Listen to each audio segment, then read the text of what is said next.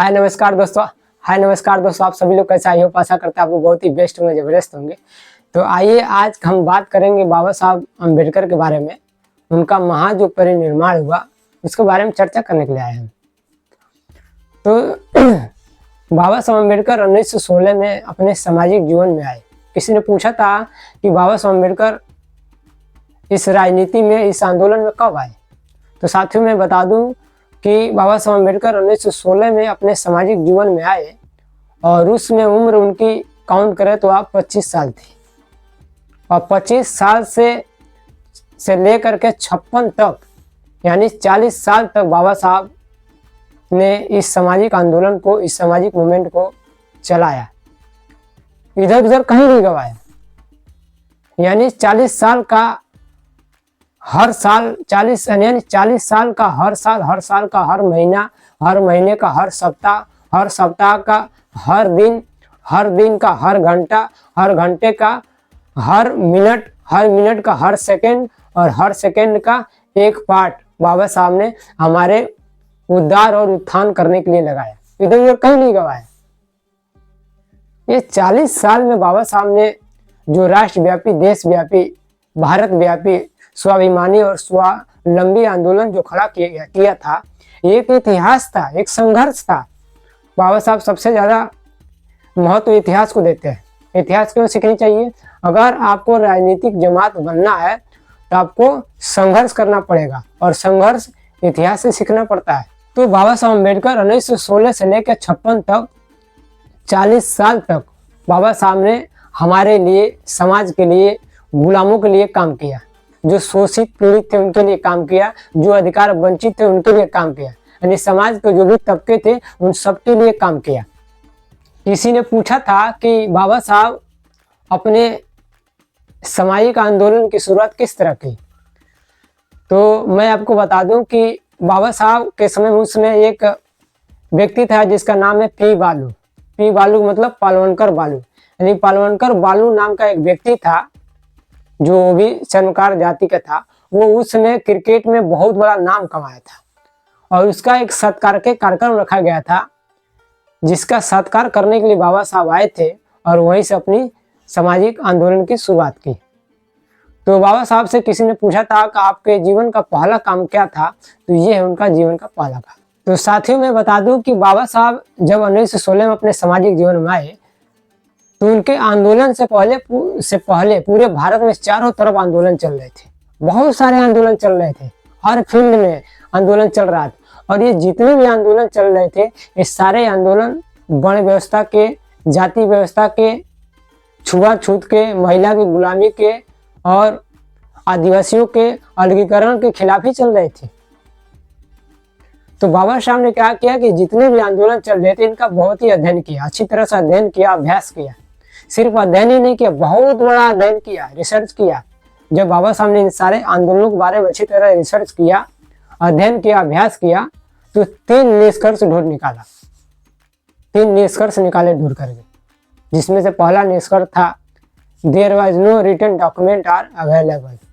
मतलब बाबा साहब के पहले जितने भी आंदोलन चल रहे थे उनका कोई लिखित इतिहास नहीं था। ये पहली कमी है, पहली इसमें खामियां है, पहली बिग पॉइंट है। बाबा साहब ने ढूंढ निकाले कि जितने आंदोलन थे उसका कोई लिखित इतिहास नहीं था।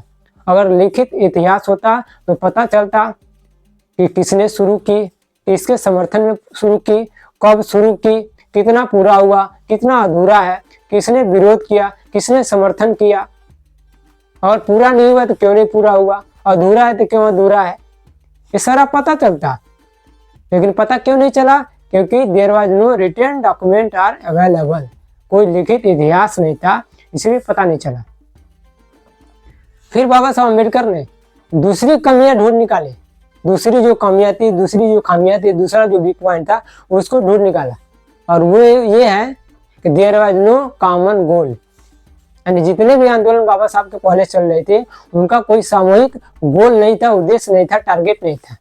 यानी बिहार के लोग का अलग उद्देश्य था, यूपी के लोग का अलग उद्देश्य था, महाराष्ट्र के लोग का अलग उद्देश्य था, गुजरात के लोग का अलग उद्देश्य था, पश्चिम बंगाल के लोग का अलग उद्देश्य था, पंजाब के लोग का अलग उद्देश्य था, मध्य प्रदेश के लोगों का अलग उद्देश्य था। यानी सबका, हर एक मूवमेंट का, हर एक आंदोलन का अलग अलग अलग उद्देश्य था, टारगेट था, लक्ष्य था।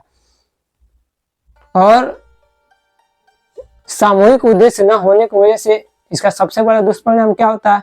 इसका सबसे पहला दुष्परिणाम ये होता है, शक्ति का बंटवारा होता है। यानी जो भी हमारे पास टैलेंट है, बुद्धि है, पैसा है, हुनर है, समय है, श्रम है, ये सब क्या है? वेस्ट जाता है, सारे एफर्ट वेस्ट जाता है। जैसे आज के समय में देख लो, बहन जी हैं, बहन जी अपना अलग लड़ाई लड़ रही हैं, चंद्रशेखर आजाद अपना अलग लड़ाई लड़ रहे हैं, वामन मेश्रम अपना अलग लड़ाई लड़ रहे हैं, आपका अखिलेश यादव अपना अलग लड़ाई लड़ रहे हैं। यानी ये जो अलग अलग जो लड़ाई लड़ रहे हैं, इससे क्या हो रहा है? समाज का कोई भला नहीं हो रहा, कोई फायदा नहीं हो रहा, क्योंकि जो हमारी बुद्धि है, पैसा है, हुनर है, समय है, श्रम है, ये सब क्या है? सब वेस्ट जा रहा है। कोई इसका रिजल्ट नहीं निकल रहा, कोई परिणाम नहीं निकल रहा। अगर ये सारे लोग मिल करके अगर लड़ाई लड़े तो रिजल्ट आ सकता है, संभावना बन सकता है कि हम कामयाब हो सकते हैं। लेकिन हम कामयाब क्यों नहीं हो पा रहे हैं? क्योंकि लड़ाई अलग अलग लड़ रहे हैं, जिसकी वजह से हम सफल नहीं हो पा रहे हैं। तो दूसरी कमियां थी बाबा साहब ने उस समय ढूंढ निकाला था कि जो भी आंदोलन चल रहे थे सबका क्या है? अलग अलग उद्देश्य था, टारगेट था, लक्ष्य था। ये दूसरी कमियां थी। फिर बाबा साहब ने तीसरी कमियां ढूंढ निकाली, और तीसरी कमियां ये थी कि there was no communication and coordination, मतलब कोई आपसी संपर्क और सुसंवाद नहीं था। यानी इसका मतलब है कि बिहार में क्या चल रहा है यूपी के लोगों को पता नहीं था, यूपी में क्या चल रहा है महाराष्ट्र के लोग पता नहीं था, महाराष्ट्र में क्या चल रहा है गुजरात के लोग पता नहीं था, गुजरात में क्या चल रहा है पश्चिम बंगाल के लोग पता नहीं था, पश्चिम बंगाल में क्या चल रहा है झारखंड के लोग पता नहीं था, झारखंड में क्या चल रहा है पंजाब के लोग पता नहीं था। यानी कोई पता नहीं था, कोई आपसी संपर्क नहीं था, कोई संवाद नहीं था, कोई बातचीत नहीं था कि क्या चल रहा है, क्या हो रहा है। तो ये तीन कमियां थी, तीन खामियां थी, तीन वीक पॉइंट था जिसे बाबा साहब ने ढूंढ निकाली। और उसके बाद बाबा साहब ने क्या किया? निर्णय लिया, डिसीजन लिया। बाबा साहब ने निर्णय लिया, डिसीजन लिया, ये जो कमियां, ये जो खामियां हैं मेरे आंदोलन में नहीं होनी चाहिए। तो इसके लिए क्या किया? पहला निर्णय लिया कि मेरा भी साहित्य निर्माण होनी चाहिए। पहली कमियां क्या थी? There was no written document are available, यानी कोई लिखित इतिहास नहीं था। तो बाबा साहब ने क्या निर्णय लिया कि मेरा इतिहास निर्माण, मेरा साहित्य निर्माण होना चाहिए। आप देख लेना कि 1916 से लेकर 56 तक, यानी 40 साल तक बाबा साहब ने हर वो चीज लिख डाला है, हर वो चीज लिखा है को कौन सी गाड़ी से गए, किस गांव में गए, किसने उनका स्वागत किया, किसने फूल दिया, कौन से भाषण दिए, फिर किसने तालियां, ये सारा लिख डाला है। हम पढ़ते नहीं है, ये हमारी कमियां है। हर वो चीज लिखा है, हमें सिर्फ किताब खोलना है, पढ़ना है और अमल करना है। सोचना भी नहीं है, दिमाग भी नहीं लगाना है। उन्होंने ऑलरेडी दिमाग लगाया हुआ है। हर वो चीज बाबा साहब ने लिख के गया है, लेकिन हम पढ़ते नहीं है, हमारी सभी कमियां हैं। तो ये पहली कमी थी बाबा साहब ने जिसे ढूंढ निकाला। There was no written document are available, यानी कोई लिखित इतिहास नहीं था। इसलिए बाबा साहब ने क्या किया? अपना लिखित इतिहास बनाया, यानी 40 साल का अपना जो संघर्ष किया, आंदोलन किया, 40 साल का लिखित इतिहास है बाबा साहब का। और बाबा साहब के बारे में अगर रियल पढ़ना चाहते हैं तो एक लेखक है शानदेव भगवान राव खिरमोड़े। ये बाबा साहब के ऊपर समझिए कि बाबा साहब के साथ रहते थे, भी चर्मकार जाति के थे।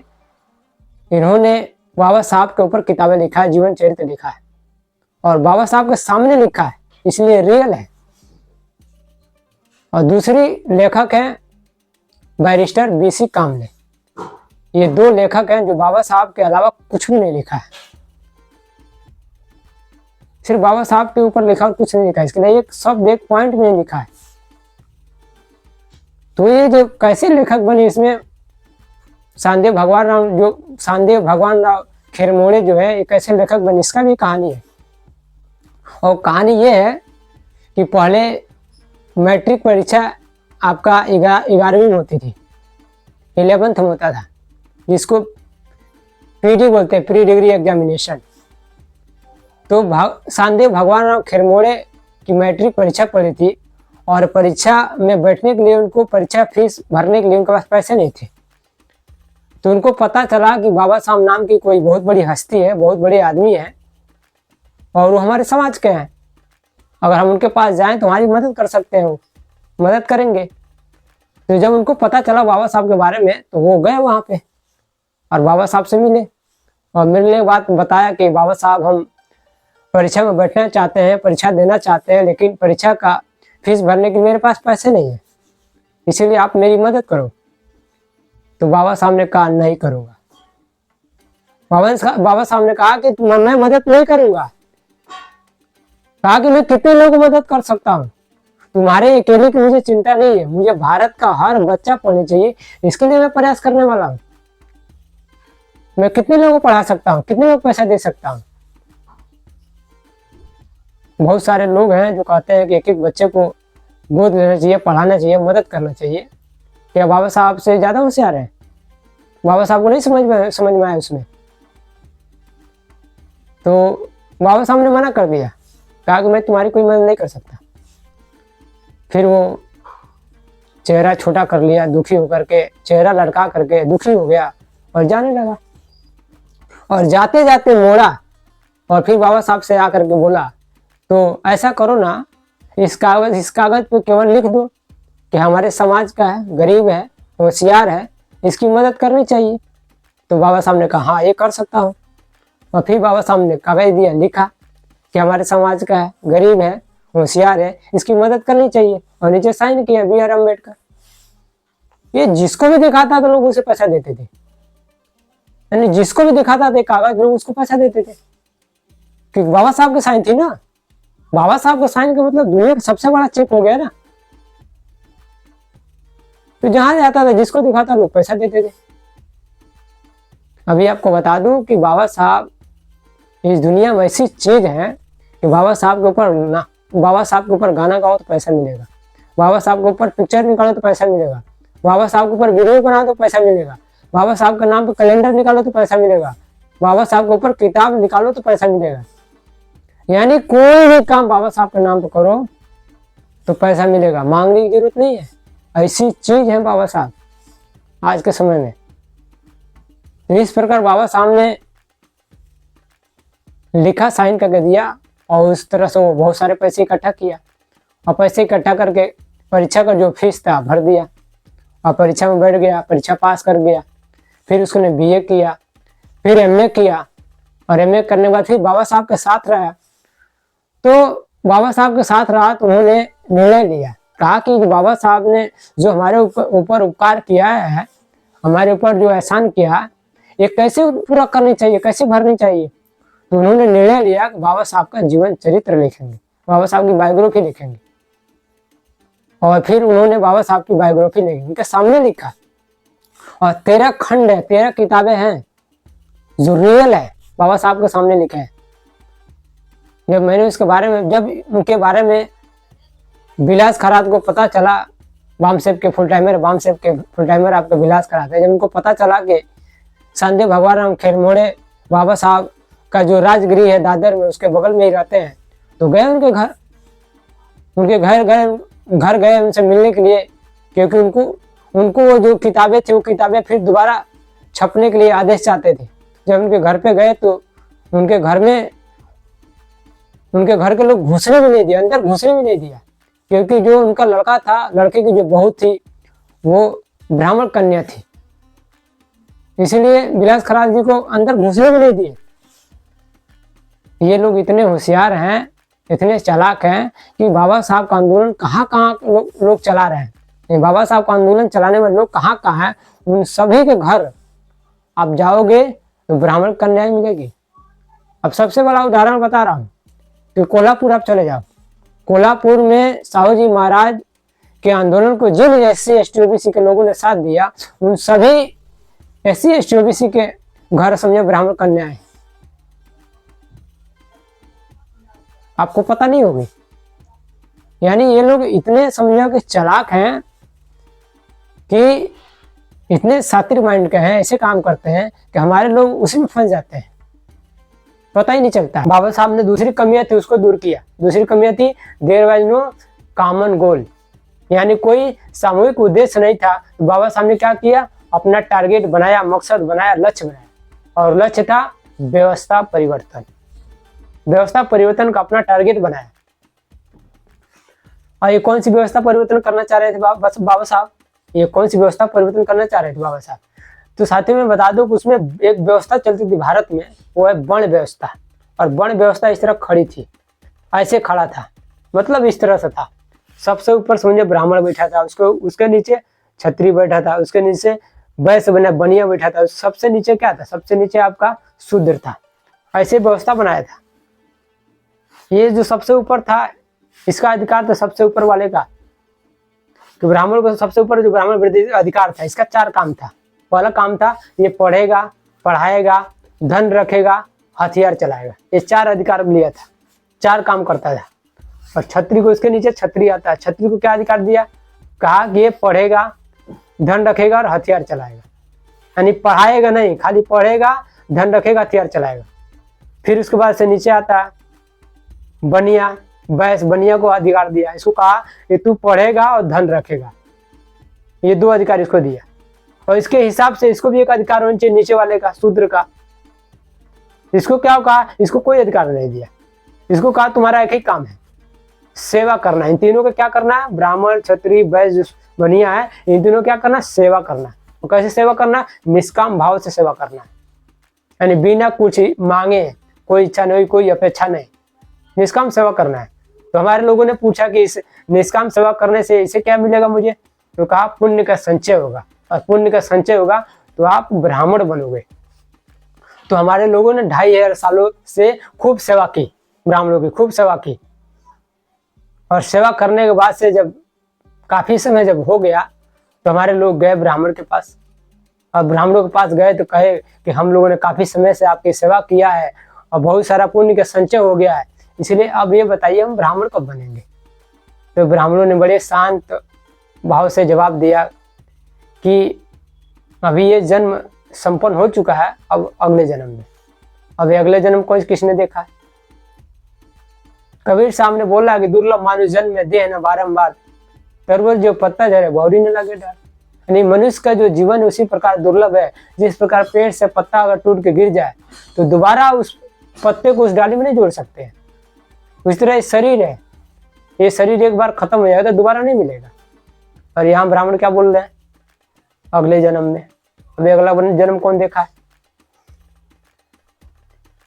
तो बाबा साहब ने क्या किया कि ये जो व्यवस्था थी, ये जो बना था, ये टारगेट बनाया, कहा कि ये जो व्यवस्था बना है ऊपर नीचे वाला, ये जो खड़ी व्यवस्था, विषम व्यवस्था, इसको अड़ी किया।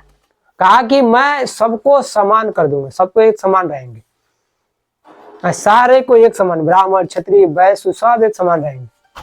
और इस व्यवस्था को ऐसे करने के लिए, सम करने के लिए, इक्वल करने के लिए मरते दम तक, यानी 6 दिसंबर 1956 तक बाबा साहब ने काम किया। ऐसे तो बाबा साहब का जो महापरिनिर्वाण है 5 दिसंबर को ही हो गई थी, डेथ हो गया था बाबा साहब का।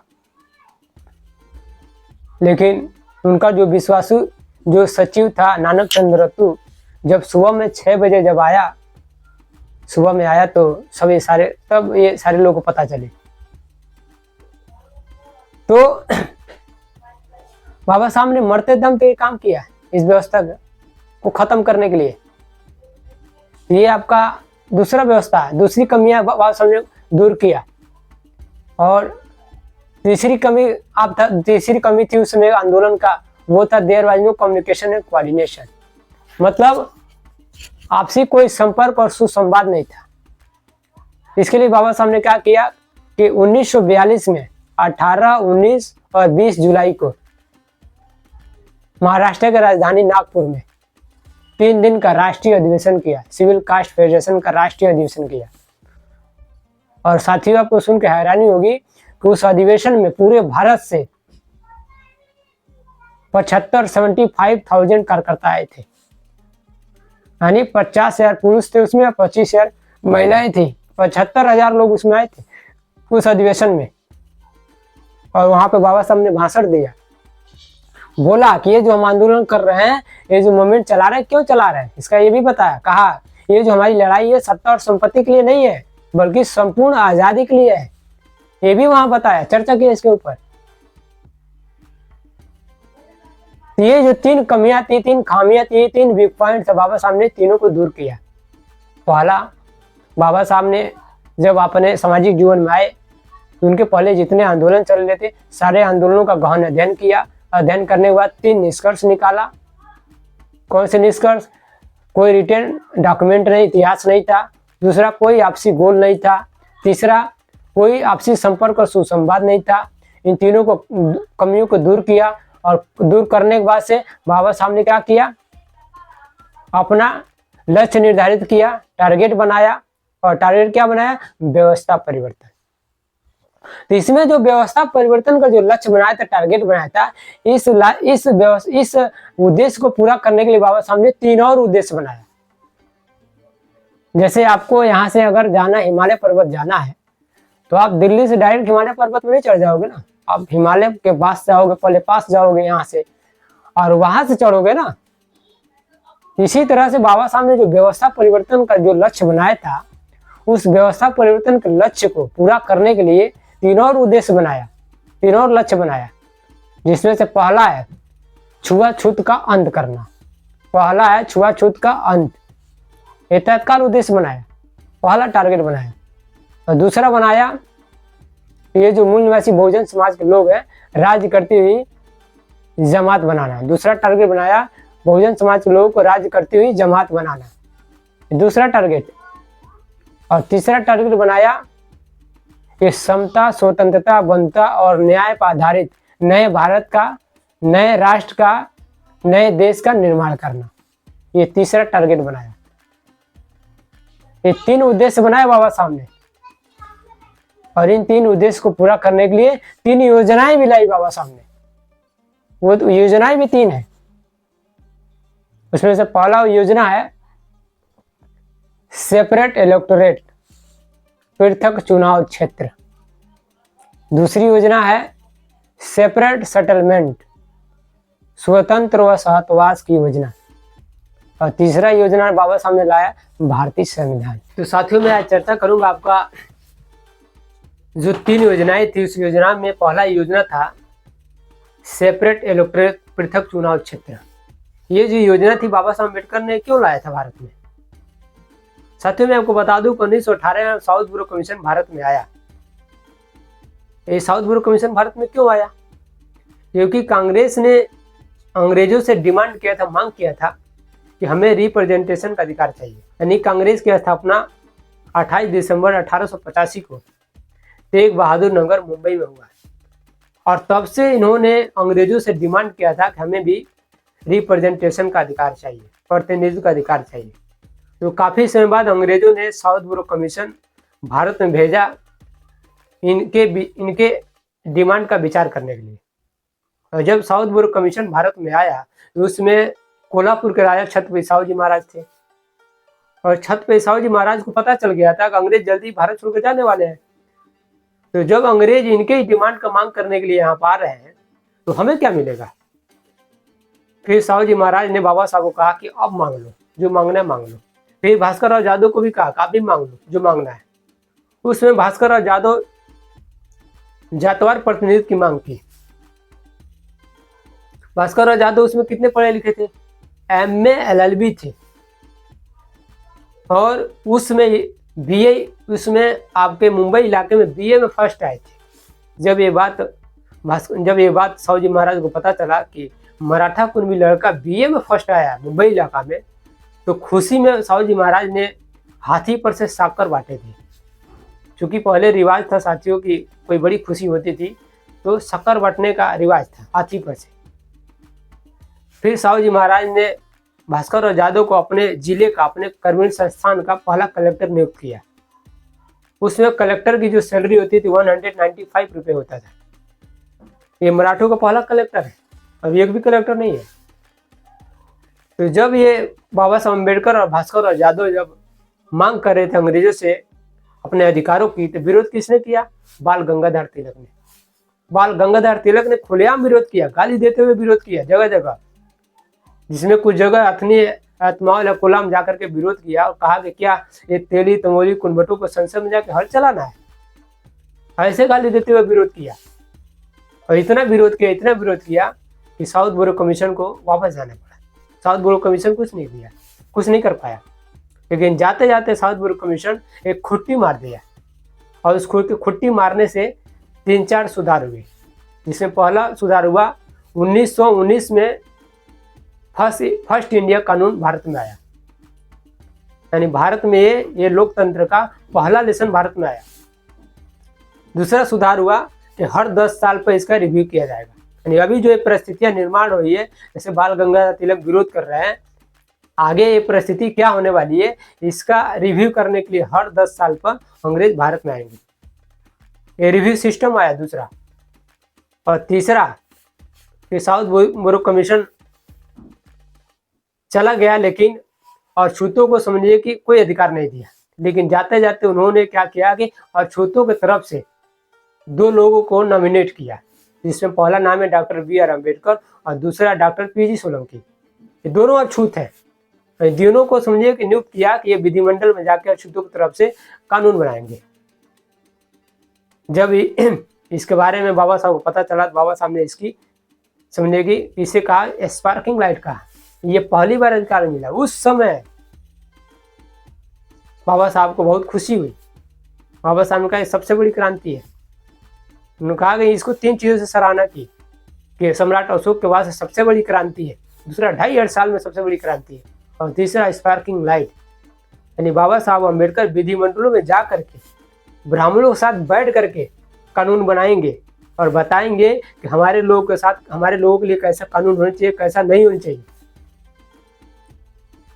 इस तरह का अधिकार अंग्रेजों ने दे के गया। साथियों में बता दूं कि 1919 से पहले भारत में BPC चल रहा था, ब्राह्मण पैनल कोड। उसके बाद IPC आया। ये BPC और IPC क्या है, इसका क्या मतलब है? BPC का मतलब होता है ब्राह्मण पैनल कोड, और IPC का मतलब होता है इंडियन पैनल कोड। यानी BPC का मतलब कि उस समय हम सारे लोगों के लिए कानून बनाने का अधिकार ब्राह्मणों के पास था। जब अंग्रेज भारत में आए, साउथ बोरो कमीशन जब भारत में आया, तो उन्होंने क्या किया, ये जो कानून बनाने का जो अधिकार सभी लोगों के लिए ब्राह्मणों का था, इसको रद्द कर दिया, खत्म किया, और कहा कि कानून बनाने का जो अधिकार है सभी जाति के प्रतिनिधियों को होना चाहिए, सभी लोगों को होना चाहिए। फिर उसके बाद से ये जो रिव्यू सिस्टम था, जो 10 साल के बाद जो रिव्यू करना था, तो 10 साल के बाद फिर अंग्रेज भारत में आए। 1928 में सर जॉन साइमन की अध्यक्षता में साइमन कमीशन भारत में आया, सर्वे करने आया, हमको संख्यक अनुपात में प्रतिनिधित्व देने के लिए आया। और जब साइमन कमीशन भारत में आया तो कांग्रेस और गांधी ने खुलकर विरोध किया, काले झंडे दिखाए, साइमन गो बैक के नारे लगाए, बहुत तीव्र विरोध किया। उसमें तिलक क्यों नहीं विरोध किया? क्योंकि तिलक उसमें मर चुके थे। तिलक 1 अगस्त 1920 को मर गए, इसलिए तिलक विरोध नहीं किया। तो गांधी और कांग्रेस ने बहुत जम के विरोध किया, और इतना ज़्यादा विरोध किया, इतना तीव्र विरोध किया तो अंग्रेजों को लाठीचार्ज करना पड़ा। और इस लाठीचार्ज में एक व्यक्ति था, लाला लाजपत राय नाम का व्यक्ति था। उस लाठीचार्ज में इसके सर पे एक लाठी लगा और ये वहाँ मर गया। एक जो लाला लाजपत राय जो था, ये भारत को आज़ादी मिले इसलिए नहीं अब मरा, हमको अधिकार ना मिला, यानी बहुजन समाज के लोगों को अधिकार ना मिले इसलिए ये मर गया। और फिर से अंग्रेजों को समझने का पर्याप्त सर्वे अंग्रेज नहीं कर पाए, अंग्रेजों को जाना पड़ा, साइमन कमीशन वापस चला गया। फिर अंग्रेज जाते जाते अंग्रेजों ने सोचा कि चलो ये यहाँ हमें सर्वे नहीं करने दे रहे हैं, अब इनको ही लंदन बुलाते हैं। और उसके बाद से पहला राउंड टेबल कॉन्फ्रेंस हुआ, और पहला राउंड टेबल जो कॉन्फ्रेंस हुआ उसमें सारे लोगों को इनविटेशन भेजा, बाबा साहब को भी भेजा, भास्कर और जादव को भी भेजा, और गांधी को भी भेजा। लेकिन गांधी उस राउंड टेबल कॉन्फ्रेंस में नहीं गया। वो इसलिए नहीं गया कि उसने सोचा कि अगर हम उस कॉन्फ्रेंस में जाएंगे तो पहले राउंड टेबल कॉन्फ्रेंस होगा, स्वाभाविक है, और होगा तो हमें अधिकार देना पड़ेगा, इसलिए हम ना जाएंगे ना कॉन्फ्रेंस होगा। और वो क्या कर रहे थे इसमें, भारत में नमक का कानून तोड़ रहे थे। और बाबा साहब जब हमारे अधिकार की लड़ाई लड़ रहे थे वहाँ राउंड टेबल कॉन्फ्रेंस में, तो ये भारत में क्या कर रहे थे, नमक का कानून तोड़ रहे थे। फिर गांधी गए बाद में वहाँ, जब गांधी वहाँ पर गए, जैसे ही लंदन की धरती पर पहुंचे तो वहाँ के पत्रकारों ने गांधी से सवाल किया, पूछा कि आप भारत के महान संत हो, महात्मा हो, नेता हो, यहाँ की जनता के लिए आपका क्या संदेश है? तो गांधी ने जवाब दिया, कहा कि I am sole representative of India, I am sole representative of India, मैं भारत का एकमात्र प्रतिनिधि हूँ। कहा कि ये जो बैंकिंग पैलेस में जो चर्चा चल रही है इसको फौरन बंद किया जाए। जब ये खबर लंदन टाइम्स में छपी तो मुसलमानों ने पढ़ा, तो मुसलमानों ने रिएक्ट किया, कहा कि गांधी जन्म से मुसलमान नहीं है इसलिए वो हमारा नेता नहीं है। फिर बाबा साहब को जानकारी हुई, तो बाबा साहब ने भी कहा कि गांधी जन्म से अछूत नहीं है इसलिए वो हमारा भी नेता नहीं है। फिर उस राउंड टेबल कॉन्फ्रेंस में बाबा साहब और गांधी का झगड़ा हुआ। गांधी क्या कर रहे थे? गांधी बार बार सुनने की कोशिश कर रहे थे, प्रयास कर रहे थे कि बाबा साहब बोल रहे थे कि तुम हिंदू हो, बार बार बोल रहे कि तुम हिंदू हो, और बाबा साहब कह रहे थे अगर मैं हिंदू हूं तो क्या हमारे साथ रोटी पीटी का रिश्ता करते हो?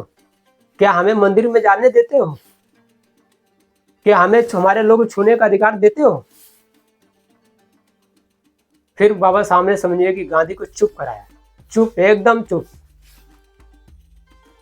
अब गांधी को लगा कि मैं हारने वाला हूं, तो उसने कहा कि हम सारे भारत के प्रतिनिधि आपस में लड़ रहे हैं, इसलिए हम सबकी एक राय होनी चाहिए, ये राय नहीं बन पा रहा, इसलिए हमें एक दिन का समय दिया जाए सोचने के लिए, निर्णय करने के लिए। अंग्रेजों से समय मांगा गांधी ने और एक दिन का उसको समय मिला, और रात को क्या किया, 12 बजे रात को समझ लीजिए सारे मुसलमानों के जो भी नेता थे उन सारे नेताओं को जहां गांधी रुका था वहां बुलाया और कहा मुसलमानों से, ये जो आपकी ये जो सादा कागज है मैं इस पे साइन करता हूँ और आपकी जो 14 डिमांड है उसको मैं मंजूर करता हूँ। उसमें एक मंजूर था 7 नंबर की, गाय काटकर गाय के मटन खाने का अधिकार, वो भी गांधी ने मंजूर कर दिया। तो मुसलमानों ने कहा कि गांधी जी हमें इसके लिए क्या करना पड़ेगा? तो कहा गांधी ने कि आपको कल राउंड टेबल कॉन्फ्रेंस में डॉक्टर अंबेडकर का विरोध करना होगा। तो मुसलमानों का साला शैतान है, ये महात्मा नहीं है। तो मुसलमानों ने कहा कि तुम हमें अधिकार दो या न दो, हम डॉक्टर अंबेडकर का विरोध नहीं करेंगे। और फिर ये बात जाकर मुसलमानों ने बाबा साहब अम्बेडकर को बताया, तो बाबा साहब अम्बेडकर लंदन टाइम्स में खबर दी, कहा कि अगर गांधी अपने हरकतों से बाज नहीं आए, अपने चालाकियों से बाज नहीं आए, तो मैं उन्हें नंगा किए बगैर नहीं छोड़ूंगा। और फिर वहां पे समझिए कि समस्या सॉल्व नहीं हो रहा था, तो राजा जॉर्ज पंचम की समझिए कि कमेटी बनी और उसमें निर्णय हुआ कि राजा जॉर्ज पंचम समझिए कि जो फैसला देंगे वो सबको मान्य होगा। सबने हाँ भरी और उसके बाद जाने लगे। बाबा साहब भी चल दिए और गांधी जाते जाते अंग्रेजों को बोला, कहा कि अगर आप लोग अंबेडकर की कोई भी बात मान्य की अंग्रेजों ने तो मैं अपनी जान की बाजी लगा कर विरोध करूंगा, और कह करके चल दिया। और जैसे ही वहां से आया, पूना में आया, तो पूना में अंग्रेजों ने उसे उठा करके बंद कर दिया जेल में, पूना आयुर्वेदा जेल में उठा कर बंद कर दिया। और बंद कर दिया, फिर उसमें क्या हुआ कि बंद करने के बाद गांधी ने भूख हड़ताल कर दी, क्योंकि बाबा साहब ने जो पहला राउंड टेबल कॉन्फ्रेंस हुआ था उसमें 4 अधिकार पास करा लिए थे हमारी, और 4 अधिकार में समझिए जिसमें पहला अधिकार था पृथक चुनाव क्षेत्र, दूसरा था 2 बार वोट देने का अधिकार, और तीसरा था संख्या का अनुपात में प्रतिनिधित्व, और चौथा प्रवण मताधिकार। तो फिर गांधी ने क्या किया कि उसमें जेल में भूख हड़ताल कर दी, और इस भूख हड़ताल की वजह से सुनिए पुनः पैक्ट समझौता हुआ, और इस पुनः पैक्ट समझौता के में सुनिए हमारे 2 अधिकार खत्म हो गए। अब ये जो पुनः पैक्ट समझौता जो हुआ सुनिए, इसके बहुत बड़ा दुष्परिणाम निकला, इसका बहुत बड़ा दुष्परिणाम हुआ। इसका सबसे बड़ा दुष्परिणाम क्या हुआ, आपने देखा होगा 9 अगस्त 2018 को नई दिल्ली में जंतर मंतर पर जहाँ सारे धरना और प्रदर्शन होते, वहां पे 11 ब्राह्मणों ने नई दिल्ली के जंतर मंतर पर संविधान को फाड़ा, जलाया और वीडियो वायरल किया। जिस संविधान की वजह से हमारे 131 सांसद और 1250 विधायक चुन करके जाते हैं, उसने उनमें से एक ने भी अपना मुंह नहीं खोला, ना संसद में ना संसद के बाहर, ना विधानसभा में ना विधानसभा के अंदर, एक ने भी मुंह नहीं खोला। ये सबसे बड़ा दुष्परिणाम पुनः पैक्ट। तो आज भारत में जो भी समस्याएं दिखाई दे रही है, आज भारत में जो भी समस्याएं दिखाई दे रही है वो केवल पुनः पैक्ट की वजह से, गांधी की वजह से हुआ है, निर्माण हुई है। इसके बाद बाबा साहब का जो पहला योजना था हमें राजनीतिक जमात बनने की, ये गांधी की वजह से समाप्त हो गया, खत्म हो गया। फिर बाबा साहब ने दूसरी योजना लाई, सेपरेट सेटलमेंट। उसमें 1943 में समझिए कि क्रिप्स भारत में आए, और जब बाबा साहब को पता चला कि क्रिप्स इस समस्या को सॉल्व करेंगे, तो बाबा साहब ने अपनी योजना बना करके क्रिप्स के सामने पेश किया, और क्रिप्स के सामने पेश किया, कहा कि भारत में एक गांव में दो गांव है। क्रिप्स से बोला कि भारत में एक गांव में दो गांव है। क्रिप्स ने बोला कैसे? कहा कि एक अछूतों का गांव, एक सछूतों का गांव, यानी एक ही गांव में अछूत और सछूत दोनों रहते हैं, टचेबल और अनटचेबल दोनों रहते हैं, इसलिए एक सछूतों का गांव है, एक अछूतों का गांव है। तो फिर बाबा साहब ने क्रिप्स से सवाल किया, पूछा कि भारत में ये छुआछूत क्यों ऑब्जर्व किया जाता है? तो क्रिप्स ने कहा मुझे पता नहीं है। तो बाबा साहब ने बताया कि सछूत और अछूत दोनों एक ही गांव में रहते हैं, टचेबल और अनटचेबल दोनों एक ही गांव में रहते हैं, इसीलिए छुआछूत का पालन किया जाता है। तो बाबा साहब ने क्रिप्स को राय बताया, कहा कि एक गांव में 200 अछूत है, इस तरह से आप 10 गांव में से 200 अछूत को बाहर निकालो, 10 × 200 कितना होगा? 2000, यानी 2000 लोगों का एक अलग गांव बसाओ। फिर क्या कोई छुआछूत होगा? यानी जब एक ही गांव में 2000 लोग होंगे और एक ही जात के होंगे तो कोई छुआछूत करेगा? नहीं करेगा, स्वाभाविक नहीं करेगा। यानी बाबा साहब सारे अछूतों को इकट्ठा करने का प्लान बनाया, योजना बनाया। अब इससे फायदा क्या होगा? इससे फायदा ये होगा, मान लो अगर समझिए कि ग्राम पंचायत का चुनाव होता है, और ग्राम पंचायत का चुनाव होता है तो उसमें ग्राम पंचायत का मुखिया कौन होगा? बीडीसी कौन होगा? सदस्य कौन होगा? सब अछूत होंगे, स्वाभाविक है। तो ये योजना समझिए बाबा साहब ने पेश किया था क्रिप्स के द्वारा, क्रिप्स के माध्यम से, क्रिप्स के सामने। लेकिन इस योजना को भी गांधी ने क्रिप्स के द्वारा फेल कर दिया, क्योंकि क्रिप्स गांधी का मित्र था, इसलिए ये योजना भी फेल हो गई। फिर बाबा साहब ने तीसरी योजना लाई, भारतीय संविधान। और जब भारतीय संविधान लाया तो भारतीय संविधान में भी समझिए कि चुनाव में भी बाबा साहब को हरा दिए, तो बहुत मुश्किल से बाबा साहब चुनाव जीत के आए। बाबा साहब के लिए संविधान सभा के दरवाजे ने, खिड़कियां भी बंद कर रखी थी सरदार पटेल ने, गांधी और नेहरू ने। तो किस तरह बाबा साहब चुनाव जीत कर आए और जीत करके भारतीय संविधान बनाया, और बनाने के बाद से 340 में समझिए कि ओबीसी को अधिकार दिया, 41 में एससी को अधिकार दिया, 42 में एसटी को अधिकार दिया, 46 में समझिए कि एनटी डीएनटी बीएनटी को अधिकार दिया, और 25 से 30 तक भारत में जितने भी धर्म परिवर्तित लोग हैं, मुस्लिम, सिख, ईसाई, जैन, बुद्धिस्ट, लिंगायत, इन सबको अधिकार दिया, और हिंदू कोड बिल के द्वारा भारत की समस्त महिलाओं को अधिकार दिया। ये जो भारतीय संविधान है, ये 85% लोगों के लिए लिखा गया है। इसमें आपका नाम है, एससी, एसटी, ओबीसी, माइनॉरिटी, ब्राह्मणों का नाम नहीं है। ये आपके लिए लिखा गया, लेकिन फायदा कौन उठा रहा है? फायदा वो उठा रहे हैं क्योंकि आप पढ़ते नहीं हो। इस भारतीय संविधान की वजह से क्या हुआ? 3 वर्ग का निर्माण हुआ। पहला, विद्यार्थी वर्ग का निर्माण हुआ। दूसरा, अधिकारी कर्मचारी वर्ग का निर्माण हुआ। तीसरा, नेता वर्ग का निर्माण हुआ। और ये तीनों आज दुश्मन की पार्टी को, दुश्मन के संगठन को मजबूत करने में लगे हैं। निर्माण कहाँ से हुए? संविधान से। संविधान किससे निर्माण हुआ? बाबा साहब के आंदोलन से। काम किसका करना चाहिए? बाबा साहब का। लेकिन काम किसका कर रहे हैं? दुश्मनों का। साथियों मैं आपको बता दूं कि बाबा साहब जब आंदोलन शुरू किए थे तो उसमें 741 विद्यार्थी भारत में थे और आज 30 लाख से ज़्यादा है। 1950 से पहले अपने भारत में एक भी अपने समाज का अधिकारी कर्मचारी नहीं था, लेकिन आज 50 लाख से भी ज़्यादा अधिकारी कर्मचारी हैं। 1950 से पहले अपने बहुजन समाज का एक भी नेता नहीं था, लेकिन आज हजारों लाखों करोड़ों नेता हैं और ये सारे दुश्मन की पार्टी को, दुश्मन के संगठन को मजबूत करने में लगे हुए। इसीलिए बाबा साहब ने 18 मार्च 1956 को आगरा में रोते हुए भाषण दिया, कहा था कि मुझे पढ़े लिखे लोगों ने धोखा दिया। ये क्यों बोला था? ये इसीलिए बोला था कि हमने इतनी मेहनत की, इतना संघर्ष किया, जिसके चक्कर में हमारा पूरा परिवार कुर्बान हो गया और आज उसका ये रिजल्ट है, ये परिणाम है।